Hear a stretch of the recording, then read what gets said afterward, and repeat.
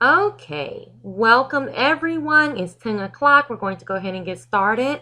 Welcome to join the Makerspace Madness. We know that Makerspaces are really huge right now, and we are so very lucky to have Lisa Dick here to tell us more about Makerspaces and how we can actually become part of the Makerspace Madness. The first thing that we need to do is to make sure that you sign in. So if you can please sign in to make sure that you can get your CLU certificate later. It will be emailed to you. So let's make sure to sign in. This webinar is brought to you by LACUE. On the sign in, you'll see it asks you if you want more information about joining LACUE. Joining LACUE is completely free. And of course, we are the Louisiana Association of Computer Using Educators. So if you are a computer using educator, then this is definitely the group for you. We do have an annual conference every year, and this year it will be from December 7th to December 9th at the Hyatt Regency in New Orleans. You are welcome to present. If you're thinking about presenting, you can definitely go to lacue.org. We have a fantastic and fabulous new website, so definitely check that out. You can put in a proposal for presenters, and of course, come and learn. And this is sponsored by Educator Alexander. And let's move on. Of course, you're here for Join the Makerspace Madness. The presenter again is the incredible, I cannot say enough, Lisa Dick. And I am your host, Desiree Alexander, aka Educator Alexander. So we're going to, without further ado, get started. Lisa will introduce herself. And Lisa, I will turn the mic over to you. Hey everyone, I'm so glad that you have joined us this Saturday. I know that everyone's Saturday is packed. Thanks so much to Desiree, of course, and her recording so that many other educators are able to see this afterwards. I'm an educator with a passion of integrating STEM in education. I was actually the previous Region 7 director for LACUE, and I'm a recent retiree for Webster Parish. And even though I am certified in elementary ed, I have spent most of my time K through 12 through my computer education certification in math, ELA, and computer education. So enough about me. I know that you want to know more about this whole makerspace madness. So let's go ahead and get started. Before we go into the entire PowerPoint, I wanted to make sure that you knew, number one, how to contact me, because I'm always available to help no matter what. Second of all, please make sure and interact in the chat box. If you have any questions, want me to elaborate on anything, because it is pretty hard to crunch everything down into the next hour. This is my contact information with my personal email and my website. I will be blogging about Makerspace Madness and have a link to this video later this week. Just going to leave that there for just a second.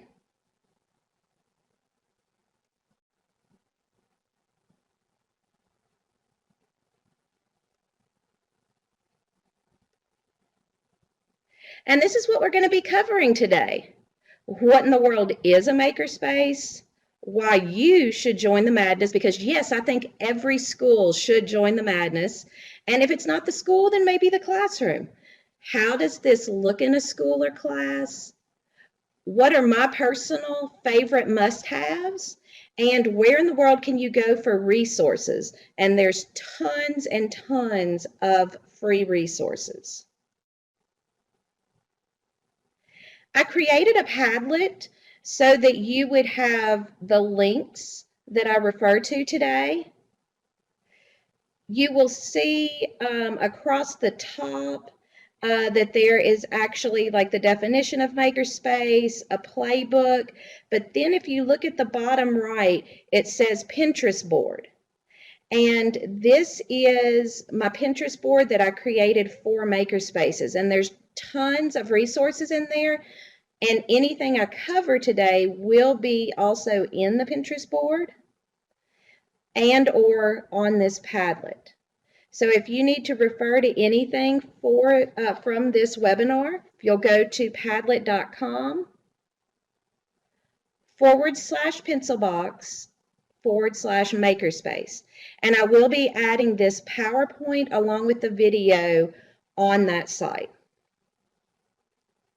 It also has my additional contact information, but for the most part, I am Lisa's Pencil Box. So if you're looking for me on Twitter or you want to meet up with some things, then that's typically where you will find me. So what in the world is a makerspace? We have a typical definition, but basically it's a hub where you're able to integrate STEM or STEAM. And this can be in a classroom, it can be school-wide. Some people might think of a STEM lab when they talk about integrating STEM into a school. And a makerspace can be a STEM lab and vice versa. So let's say that you took a library and you added a makerspace to it. You could have just different centers where the students come in. Or you could have a STEM lab set up in centers, and sometimes it's a little bit more controlled environment being ran through task cards and those sorts of things. And other times it's just a full makerspace where they are totally in charge of their learning. Now, believe it or not, that is one of the hardest things about a makerspace, anyway, from what I experienced on the high school level, was students being in charge of their education. So I opened up this little makerspace, had baskets, and we'll see a little snapshot of a piece of it in just a little bit. And I thought the biggest part was finding the money, getting the supplies, and then everything else would be easy. At first, they were totally frozen. I had robots, all sorts of things that they could learn what they want, and they didn't even jump up and run for anything. Now, don't worry, they jump up and ran later on, but at first they wanted specific directions. Well, what do you mean that we're in charge of our education? And the rule was, as long as you are making, you are learning, and you're in charge of your education. I was fortunate at the time that I integrated this, that I had a computer lab and was teaching digital graphics, web design, and that sort of thing. So when I went full-fledged makerspace, instead of just using it for extra time and things like that, we actually had a Makerspace Friday. And students wanted more direction than that. So it did take a little while for them to get used to it as they learned the engineering process, that they really were free to learn different things. I even had one student, as I was walking around to see what they were choosing for the day, and she had found a digital open heart surgery that she was able to participate in. I mean, who would have thought? I never even thought of that. I didn't give her that resource, but she found it on her own. And it's absolutely fabulous. So why would you join this madness? I am so glad that you asked. As you know, we are constantly changing. So yes, while math kind of stays the same, history keeps expanding. There's always new discoveries in science, but the whole entire world and the job force that we're creating for, or that we're preparing our students for, doesn't even exist for tons of the jobs. In fact, there's even a little video on that Padlet that you'll want to watch later, and it gives you some statistics on how many jobs actually didn't even exist 8 years ago. So we need our students to be able to be lifelong learners, to be in charge of their learning, to know how to learn when they don't have a teacher attached to them, when they're not attached to a classroom, when they're not attached to a school. And it's absolutely phenomenal. Whether you study Hattie with his rankings or what done and done with individual learning styles, you can find tons and tons of research that backs this type of learning. Of course, as I mentioned previously, with the C's, with the critical thinking and the creativity, but when you go and look at John Hattie's rankings, some of the top ones are creativity, self-questioning, being able to problem solve. Some of my students that you would not believe would take on that leadership role took on that leadership role because they felt comfortable with it. I had scaffolded the robots to where it kind of had the easy all the way up to the more difficult. And I had a student that was a special ed student. He started with the easiest one, skipped over the whole entire rest of them and went to the hardest one and ended up training other students in the classroom. This was a student that never acted up, barely ever asked a question, was super, super quiet, but received an empowerment by being in charge of his own learning. We definitely want to give students the opportunities to fail in order to succeed. For all of us to be able to mentor within ourselves in our environment, and of course to apply the engineering process over and over again. It's all about giving the students a sense of empowerment, so that they know that they can be in charge of their own learning. So how could this look in a school or class? I'm just going to pause just for a second and make sure, do you have any questions about just the backbone, about what a makerspace is, or why in the world you would join in all this madness? Okay, it looks like we're good so far. Remember, I do not mind stopping anytime whatsoever. Just pop in and ask a question. This is a lot different from most of my PDs because there's a lot of interaction in most of my PDs, but when you're on a webinar, it's totally different. So how could this look in your school or your classroom? These are pictures from actual makerspaces. And you will see down on the bottom left where it says our makerspace, that actually is a piece of the makerspace area in my classroom. And that's a magnet board where we would put different things up.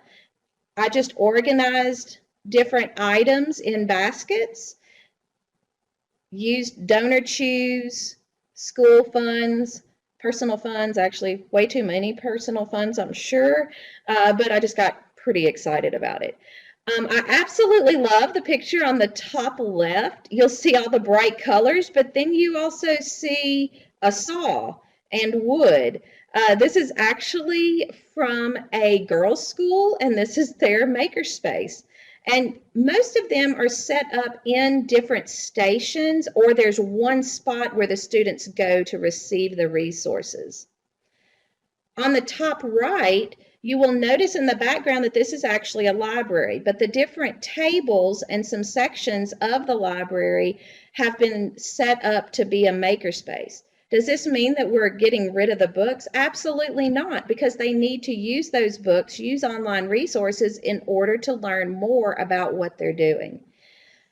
Organization is, of course, huge. On the bottom right, you can see a whole color coordinated system that this school implemented. And one of the things with this one, it's a link on Pinterest, is they started out one way, but they noticed that the organization structure wasn't there. And so then during one of the breaks, they went through and reorganized it and did a kind of a color coding. Thanks so much for the question about what if you don't have a lot of space in your classroom. You'll notice on the bottom right that there is a Makerspace box. And one option is to have several supplies in a box. You'll notice this one even has a book, and it is a Makerspace box. So as long as you have room for a few boxes, you could actually place these for each group. And then you can rotate boxes out, change them up freely. The one in the center, you'll notice is kind of like a long table. If you do not have tables in your classroom, that's fine. We may not like sitting on the floor, but the students can stretch out on the floor. Now, you do want as much as possible to make your environment versatile. So in my classes, I did not have typical desk. I had long tables where 2 students could fit at each table, and I butted them up to where they were sitting in teams of 4 and 5. And then we had a few circular tables, but they actually came apart. So you could set up kind of a team type environment where your desks are turned and maybe there's 4 or 5 in a group, and then that makes you have a little bit of a flat surface for all the different discovery and experiments that they're going to do. You'll notice this didn't take up much room in my particular lab on the bottom left because I had everything set up in baskets. Now, I don't know if this will work in your school, but we did take over the hallway. In fact, whenever my replacement was getting a tour of the school, when Miss Tucker, my principal, walked him in to that area, she said, "Oh, and this is kind of like your classroom too," or Lisa took it that way, "and it's a huge space, so you are welcome to use it." So we were able to stretch out for a lot of those things that you needed just a little bit more room and long runs of room in the hallway. And if high schoolers can learn what level is appropriate and inappropriate, I'm sure that anyone can. So that just gives you a glimpse into a few classrooms. But as I said, on Padlet, which includes the Pinterest page, you will have links to probably more than what you even need. If not, ask me specifically, send me an email, and I can help you direct you to some other resources. So before you get started, you want to kind of get an idea of what you're going to be doing, who's going to be doing it, and why. Actually look, you don't have to in person, it can be virtual, but look at what some different makerspaces look like elsewhere and how could it look in your situation. It doesn't have to be you all by yourself. It also does not have to be school-wide. You can personalize this specifically for your particular situation and what would be best for your resources and students. Now, what about that location? I'm sure that a lot of you have probably heard of the library makerspaces because that has been a huge movement. Laura Fleming was one of the key people, but you're going to see several others that are linked for bringing makerspaces into the library, finding ways of getting the students into the room of books, and it has worked. You can turn a lab into a makerspace, and that lab might be shared by numerous teachers or just maybe a certain grade level, a single classroom. Also, you can have partner-up classrooms, maybe the art teacher and a history teacher, or maybe geography and literature. I mean, anyone that's interested in integrating these makerspaces, you can partner up with different classrooms, and that way y'all are sharing resources and ideas, and you're not all alone. Now, there is a chance that you don't find anyone else to join the madness. In fact, they might even think you're a little bit mad.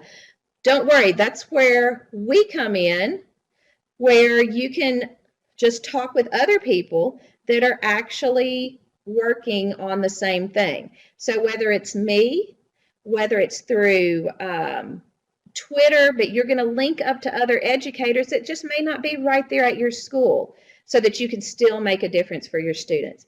And then there's always the pop-up. And a pop-up basically just means you might have an evening where you have a pop-up makerspace. One thing that they have is like a cardboard challenge. So you might decide to look at some different challenges that people have done and do a pop-up. So it's only up for a certain amount of time and then it goes back down. So maybe you would have a Makerspace pop-up 4 times a year. You don't have to start full-fledged and, ooh, I need all this stuff, because the fabulous thing about Makerspaces is that they are always evolving. So you don't have to have the perfect thing. You don't have to know everything about every tool that's in there. All you have to do is take the first steps. The layout of your Makerspace is going to be personal to you, but a lot of times they would have stations or centers. As I said, they're always evolving, and they have versatile furniture. So bean bags are fabulous, tables, bar stools where you're able to kind of move them around. And in some places, this is a little bit more difficult than others. But if you look at yours and are just totally lost, snap a couple of pictures and shoot them to me, and let me just see if I can come up with something. If I can't, I'll share with other people, and let's just see what we can do together. So now the fun really begins. What are some must-haves? So I tried to narrow this down to 10, and I wanted a range of items so that I didn't have just the inexpensive stuff, but also, because it's evolving, some of the higher price things, just so that I would have a good balance, I hope. Now, when we go through these must-haves, these do not include all of those extra materials, such as the popsicle sticks, straws, tape, scissors. I'm just looking at some key components you may not think of. And one of the links on the Padlet actually has a playbook, and in that playbook has a list of all those sorts of things that you would want to think about, such as the glue and the paper upon paper and all of those sorts of things. So we're not looking at that part, we're just looking at a top 10. So you will see that I have my top 10, and I included lab discs, Chromebooks, Makey, Sparrow, Make Block. We're going to look at a picture of each one of these. The Raspberry Pi, I absolutely love. The Polar 3D printer, and the reason why I labeled a specific one on this one was to make sure you knew that the prices have gone down. So it's not like the $3,500 things that they used to be, and I knew this one was a high quality for a good price. Little Bits, Osmo is phenomenal for the littles. It's so cool. You just have to see a video of it. Honestly, you need to play with it yourself. And then an active panel on a tilt stand so that you can actually use it as an active table or as an active panel as one of your stations. And I honestly couldn't narrow it down to 10, so I had to add one more, and that was the rocket kit, because it was a huge hit, and you would not believe everything that they started doing with that rocket kit and videoing and analyzing things, because they wanted to see just how high they could get their rockets. So let's go ahead and take a look at what in the world some of these are.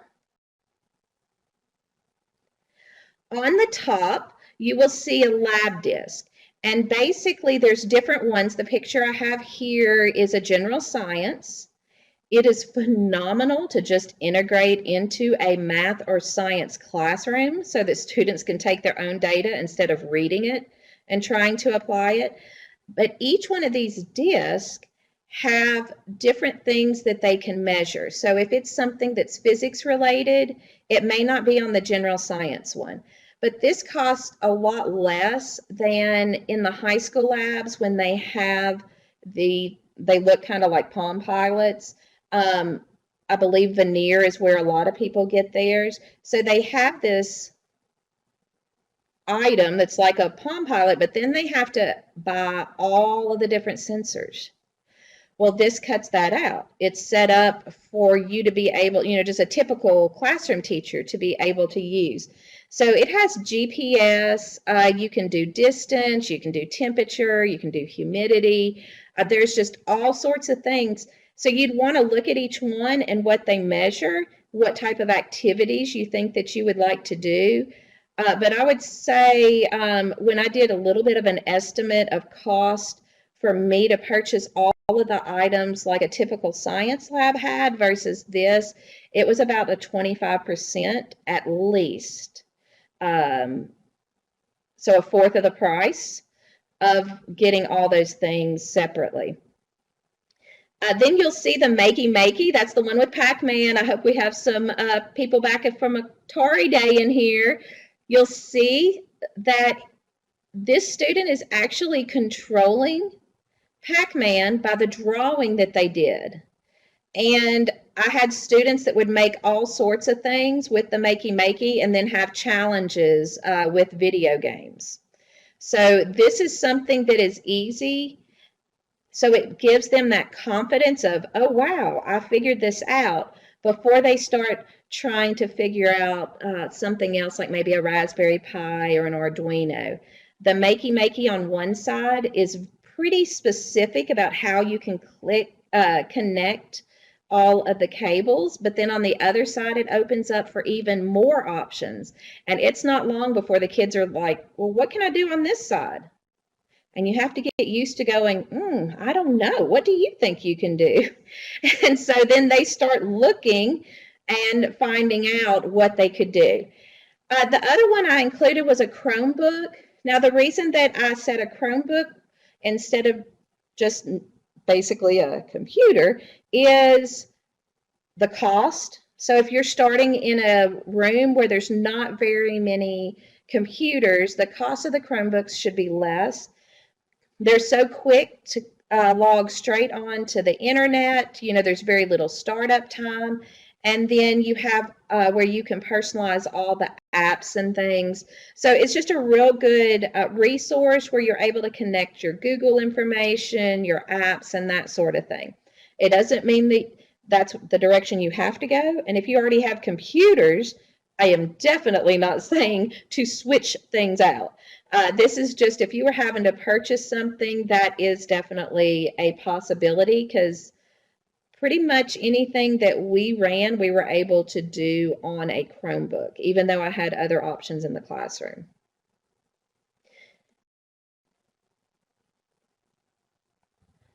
Hands down, the favorite of the class was this little Sparrow that you see with at the bottom. And basically, he can do the hokey pokey, he can dance, you can do all sorts of things. But the coolest thing is that there's like 15 apps. So the students are always evolving in their learning and what they can do with this little guy. There are also complete communities with lesson plans that involve coding, but also relates it to other things such as American history, math, you know, all sorts of activities. And then the little guy on the top left, I actually didn't have until more recently. I had purchased an EV3 Lego, and the reason I put a make block on here instead was because of the cost, as well as the other things that that company has that can go along with it, because I'm always about saving money. And one thing that you'll notice about whether it's the EV3, the Spark, the Make Block, whether you're online on Scratch, is that a lot of the coding looks like puzzle pieces. So I did a little snapshot so you could see that while these two things aren't doing the exact same thing, it looks similar as far as the feel, the terminology, where if you find stuff that you absolutely love in the Spark community, but you have make blocks, you can still apply that same lesson plan. If you have a make block and a Sparrow and you want to go look up the Lego EV3 lesson plans, you're still going to be able to apply it because so many of the things can be applied to the same exact coding. So you have a world of resources out there. There's even curriculums. Okay, this is the little Raspberry Pi. You may have heard of it several years ago when they started talking about a credit card size computer. Yes, that is a computer in that person's hand. They're very inexpensive. You can get them even with a little Wi-Fi attachment. When I first received mine, before I'd even opened up the Makerspace, I had some students in my math class and they were like, well, can we see if we can do it? And during their free time for 2 days, and this was a remedial math class, they went through troubleshot because they didn't read the directions at first. Imagine that. And ended up having this hooked up to our classroom TV, hooked up to the Wi-Fi, were able to code using Scratch and some of the other programs that were already programmed in it, and were just totally amazed that they had done it all themselves. They'd even downloaded some drivers. It was really amazing. The touch screen that you see on the top left, that was just to remind you that there's tons of attachments. Adafruit is one of the companies. You can turn this Raspberry Pi into a music player. You can turn it into a touch screen like you see here, a robot. There's just a whole entire world out there. And again, you do not have to know what every single one of these are or what they do. I had a few books on some of them that would be a little bit harder, such as the Raspberry Pi. I loved this book that had badges because my students love earning badges for mastering different things. So that was one of the books that I purchased, included different tasks that they could complete along with the directions, and they could earn badges. But the students didn't just rely on that. They looked online. They started testing things out themselves. And yes, they will break some things while they're doing this, but for the most part, we didn't have very many things destroyed, and we had nothing destroyed that was out of destruction. I will include that Raspberry Pi book on the Padlet because I actually don't have it in the room with me. I can visually describe it to you, but thanks, Stacy. I will add that on there if it's not already on there, as well as I believe I have one called the Magpie magazine, and so I'll put that on there also. And the other thing that you'll see on the bottom of this page is called a pie top. Okay, not only is it that awesome green color, because yes, I'm all about color, and to me that's just fabulous, but it comes with all these different pieces, and these students build their own computer. Seriously, it comes with all this, and they use the Raspberry Pi that comes with it, and they build their own computer. Now, it is like a Chromebook. It doesn't have like a real huge motherboard and all that, but it has Scratch for them to program. It has all sorts of things. And I don't know if other people would do this or not, but if I would have known about this, because I just found out about it through ISTE, if I would have known about this, it definitely would have been in my classroom, and we would have built it and played with it for a while, but then we would have taken it apart and used the Raspberry Pi and made some other things and then put it together again.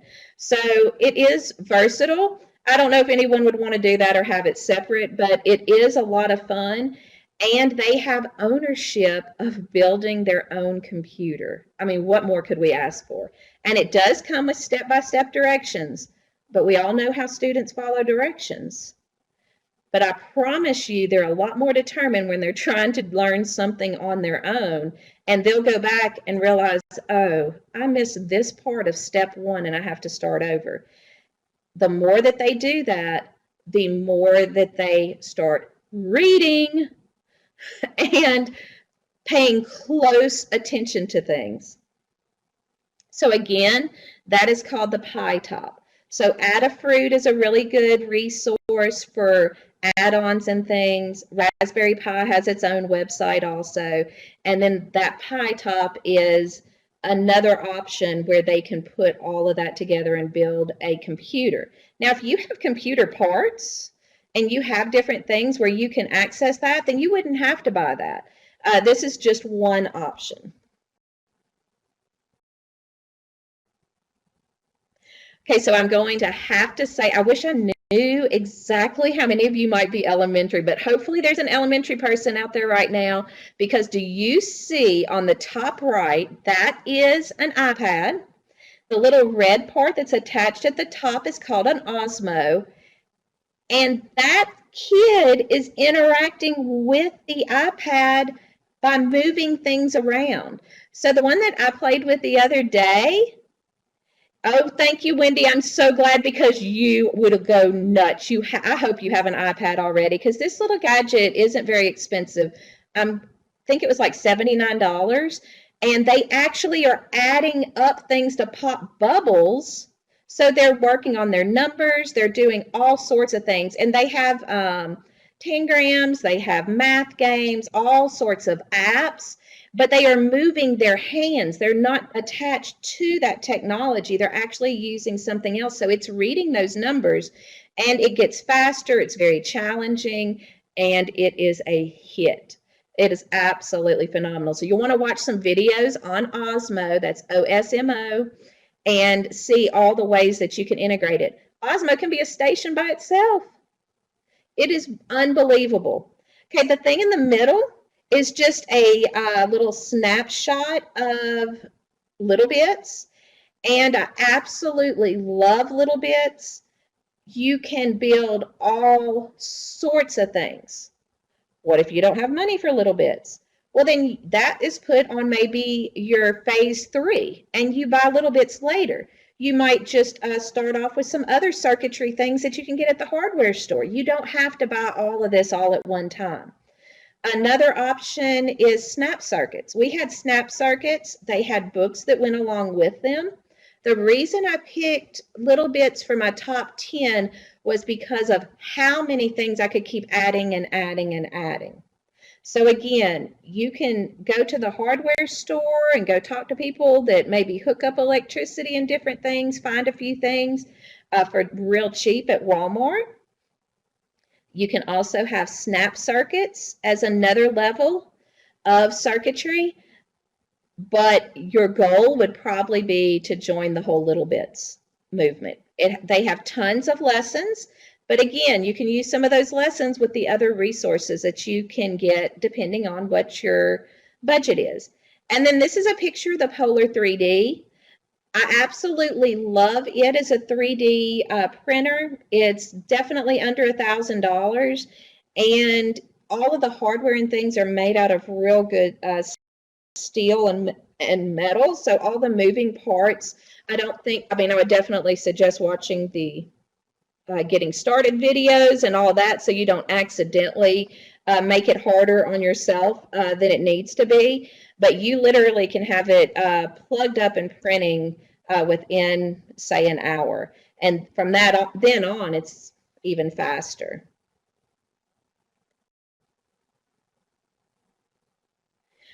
Okay, so here are the last 3. And the Active Connect G on the top right, they've started including with the active panel. And basically, the reason I put the picture there was to make sure that if any of you had an active panel, in case you didn't know that that is actually a little gold mine that's attached to it. It's like attaching a tablet so that you don't have to have your computer hooked up to it if you do not wish to. So you can use Google Apps. You can totally personalize it. It just has tons of things that expands the use of the active panel, which of course the active panel is multiple touch. So if you have a panel in your classroom or at your school, it can be a center for 3 or 4 students when they're working in this STEM lab or makerspace that you create. One elementary teacher said the other day that how she used and she had a board, she didn't have a panel, but how she used her board was they knew when they went to it to push the recording, and she had recorded the directions for the activity to help lead them in a direction of learning. Now, of course, in a makerspace environment, a lot of times these are more open-ended questions, but you would have the resources right there for the littles so that they could start learning to be in charge of their learning also.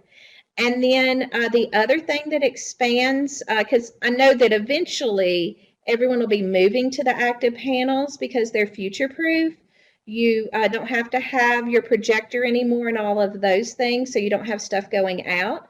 So the other thing I wanted to mention was if you don't already have an interactive table, then a panel can be put on what is a tilt, and it can now be versatile as an interactive table with students all around it, or you can have this stand come right back up, and then it would be just your typical panel again. So you wouldn't want to keep it laid down as a table all the time, but you do have that option and freedom for when you do.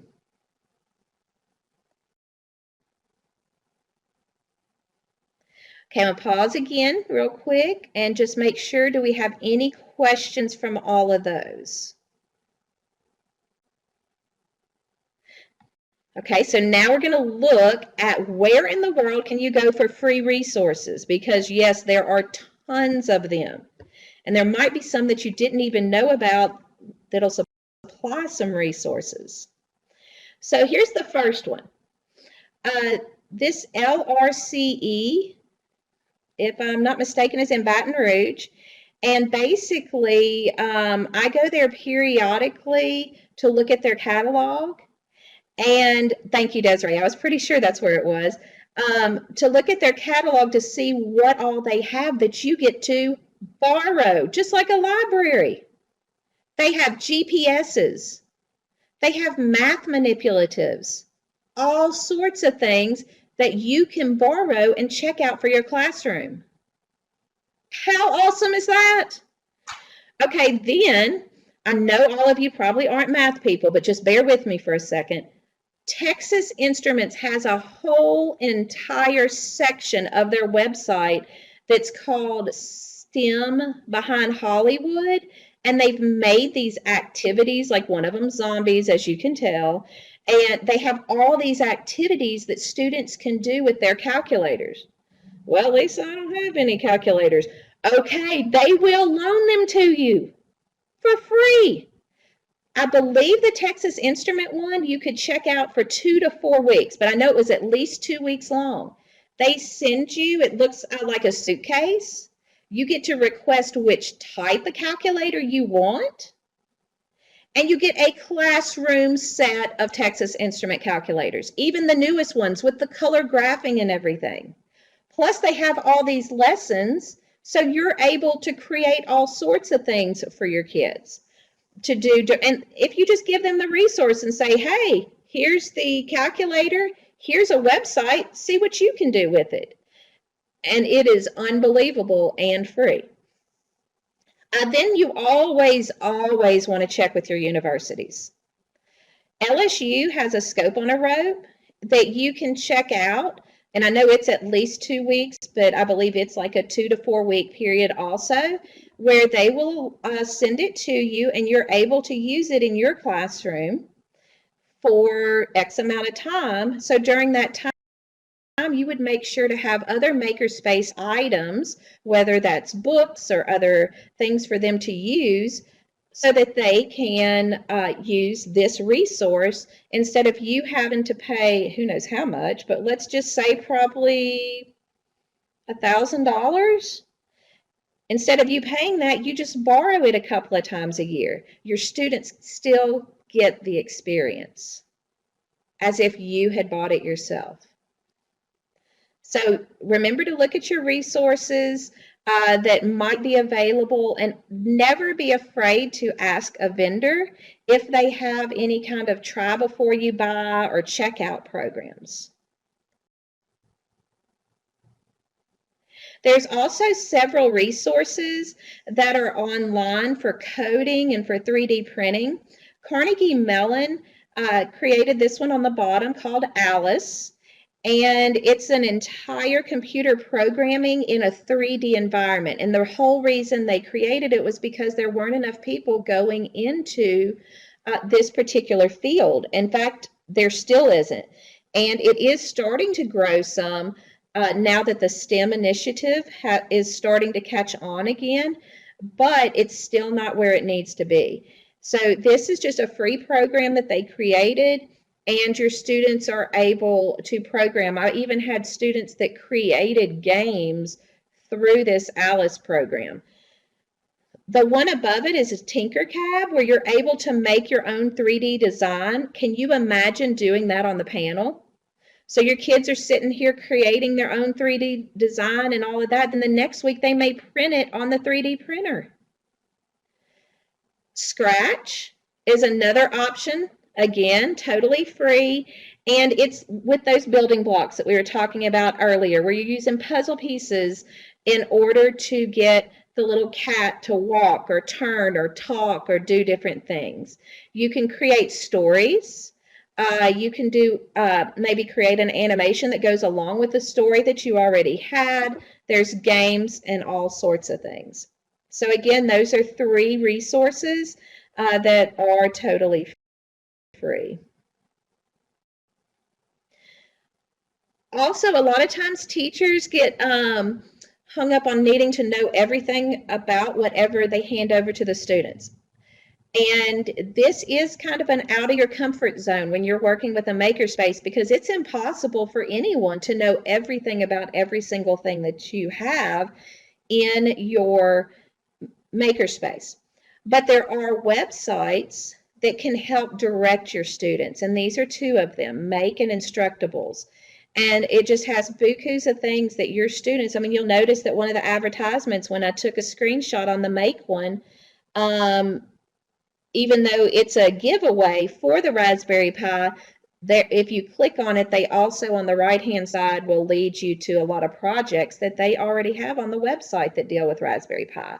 So these are 2 definite resources for both you and, depending on your age group, your students. How-Toons is absolutely adorable. It is like the Instructables and Make, except for everything is set up like a comic character. So like on the article that I took the snap on, it was a jumbo marshmallow cannon rocket or something like that. And they had taken a rocket that they had previously created, and then they took this other thing that they did with marshmallows, and they mashed them both together for a whole brand new project. So they have everything from derbies to rocketry to construction, but it's all done in these fun little cartoons. And then How to Smile has all sorts of activities that museums and other kid places have in their museums. So, you know, whenever you go to, say, Sci-Port, and they're having an exhibit on dinosaurs, and they have all these different activities that go with it.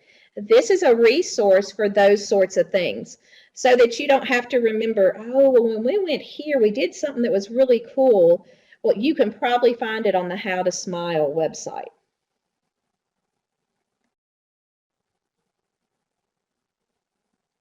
Also, don't forget about your books.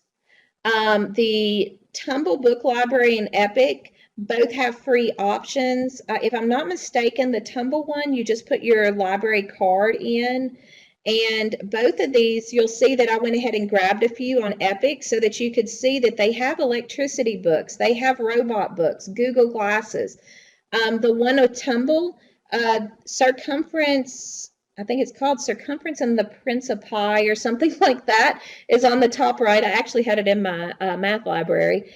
And there's another circumference one, actually the top 3. Oh, the Dragon of Pi, that is what it was, the Dragon of Pi. So you'll see that a lot of those circumference books are in there. For those of you that teach elementary, there's a ton of other ones, and they relate directly to math, and you can put some of those in those centers. I mean, if you have a sink in the area that you're having your Makerspace lab, that might be where your art books are and your art supplies are, as well as maybe on the other side, other things that deal with floating and that sort of thing.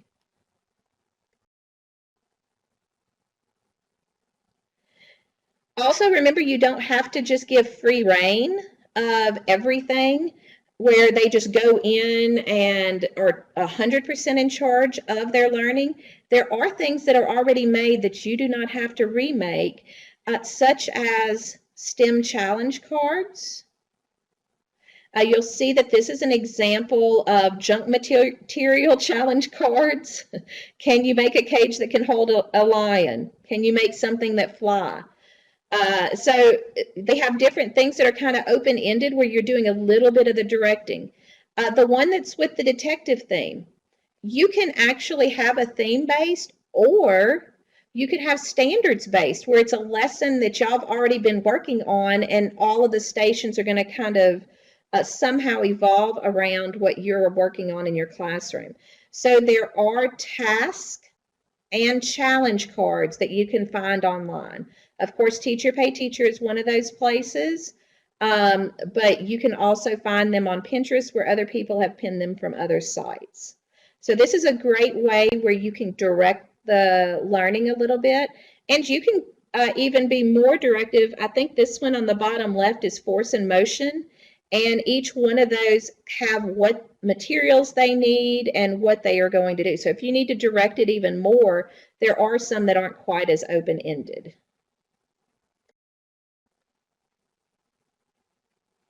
Okay, so again, this is the Padlet, and I will be going back and adding the books because I do not remember if I pinned those on the Pinterest board or not.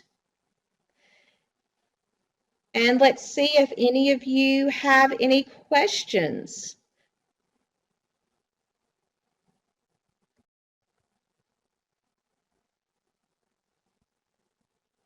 We saved 10 minutes at the end just so y'all could talk.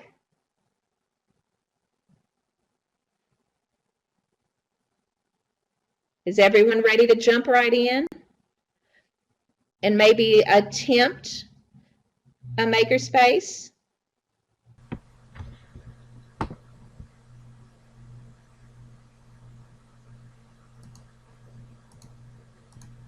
Okay, we have Wendy typing a question, I think. So if you have any questions, just please type them in the chat box, and Lisa will be happy to answer them.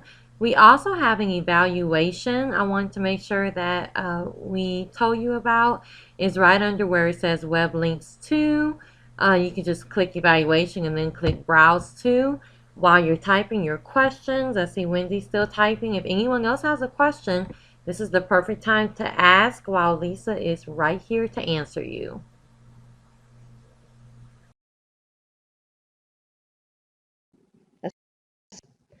Well, I am so excited, Stacy, that you are ready to integrate a makerspace.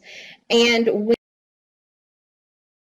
Wendy, it sounds like some of yours already have some makerspaces, but maybe these resources will help out. I'm excited that your librarian is creating a makerspace, and maybe that would be a great place that if y'all don't already have a 3D printer, that you could work on. Those of you that are using it, work with the librarian and find out how could you get that. With Donors Choose, statistically, if you keep your project at 250 and under, and keep it related to technology, then you will be able to actually, you have, I think it's like a 93% chance of having it funded. So that's not quite enough for a 3D printer, but it is enough to get a couple of Sparrows. And Stacy, I'm actually retired from Webster Parish, but I do help people around Louisiana and nearby where it's within driving distance on integrating things. So I'm in Minden, Louisiana, which is between Bossier and Ruston, for anyone that hasn't popped into our cute little town. Where are you at, Stacy?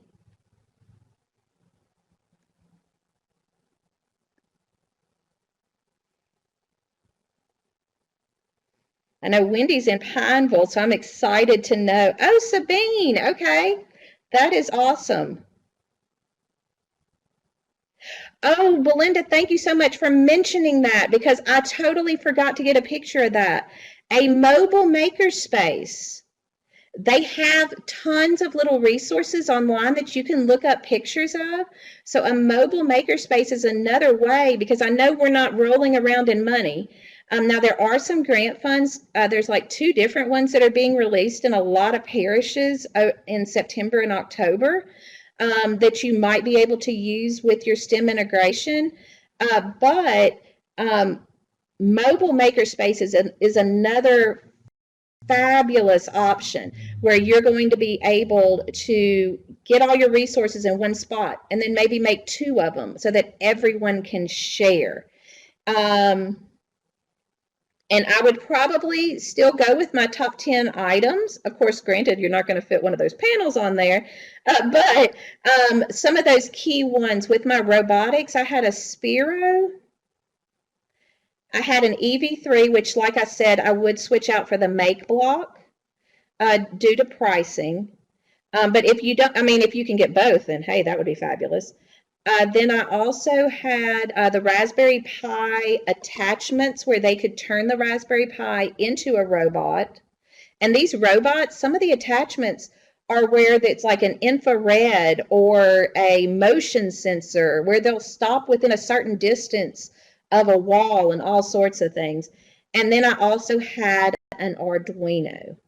So I had those levels for that's how I kind of scaffold the robotics. But like I said, I scaffold them, but that didn't mean the students did, because one of my sweeties hopped straight from the Sparrow to the other one. So to the hardest one that there was, where you actually had to type your code. It wasn't even puzzle pieces. So that would be another fabulous option. And like I said, if y'all contact me, Lisa at lisad.me, I can hold your hand. I can come look. I travel a lot of different places. I could come look at your spot and just brainstorm, or you can send me pictures. I am trying to do webinars periodically, so that I would love to get in the habit of doing like a once a month thing where teachers can ask questions. Any other questions? And did I thoroughly answer yours, Belinda?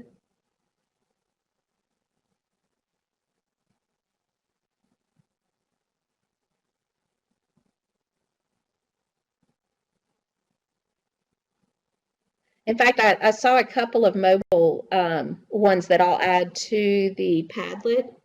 In fact, I'm writing it down so I don't forget that in the books.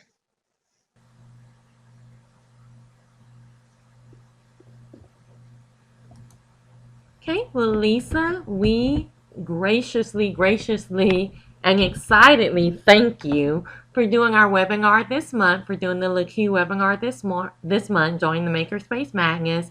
We do have an evaluation, so please fill out the evaluation for us. It helps us to know what types of things you want to see in your LACUE webinars. If you came late and you did not sign in, that's the only way that you're going to get credit and get your COU certificate. So please go ahead and sign in. You see, all you have to do is click either sign in, the Padlet, or evaluation, and you just click, and then you click browse to, and it will bring you there. The webinar is about to end at 11, but I will stay in the room to make sure that you have time to sign in and to get your evaluation. Actually, I want to tell you about the LACUE Awards as well. If you are a computer using educator and you know that you're innovative, or you know someone who is, I want to make sure that you know that you can either nominate yourself or nominate someone else for the LACUE Awards. So you can get this information from lacue.org, and you just click on the contest tab. But this is the flyer. If you do want a copy of this flyer, you can definitely either contact Lisa or you can contact me. I'm going to put my email address in the chat box. And when I email you guys, just to thank you, I'll go ahead and send a copy of this as well. I'm also going to go ahead and send a copy of the flyer for the next webinar. The book that I referred to in when I was talking in the webinar, the Raspberry Adventures in Raspberry Pi, and it is the one that is broken up into badges. So each activity has a kind of like a badge. Then the second thing I said was, if you didn't want to make a physical badge, or if you also wanted a digital badge to go along with your Makerspace program, you can create them on a website called Credly. And I will add that to the Padlet for those of you that might want to do a badge system, award system. Awesome. Thank you, Lisa. Okay, does anyone have any last minute questions? I know everyone's doing the evaluation, which I thank you for. And again, make sure that you sign in. I am going to email you the link to the Padlet. So if you didn't quite get that, I will definitely email it to you. Once you're done in the room, you can just click the red X at the top right hand corner, and thank you so much for coming.